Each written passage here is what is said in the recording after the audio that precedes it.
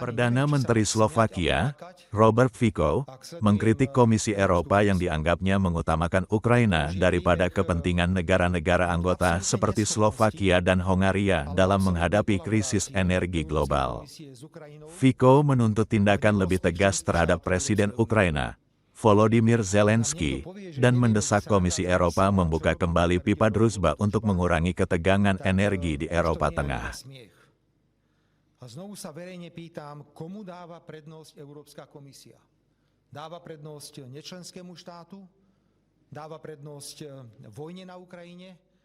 Alebo dáva prednosť mieru a predovšetkým ochrane záujmov členských štátov Európskej únie, medzi ktoré predovšetkým v tomto okamihu zaraďujem Slovensko, Maďarsko a celú strednú Európu, pretože ako dobre viete, v prípade otvorenia ropovodu Družba by sa výrazne zmenila celá kríza v tomto regióne, aby sa nám mimoriadne uľahčilo.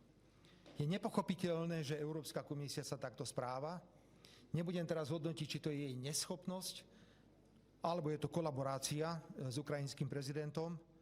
Jedno aj druhé je šokujúce, je šialené a nikdy v živote by som nepredpokladal, že takto bude vnímaná Európska komisia v očiach verejnosti, pretože to, čo čítame, sú už posmešky. Jednoducho je Európska komisia na smiech. Ak Európska komisia chce byť na smiech, nech sa páči, ale nám to na smiech nejde, pretože nám to spôsobuje obrovské problémy. Naďalej trváme na tom, že Európska komisia by mala trvať na možnosti misie, ktorá by zistila skutočný rozsah poškodenia ropovodu Družba.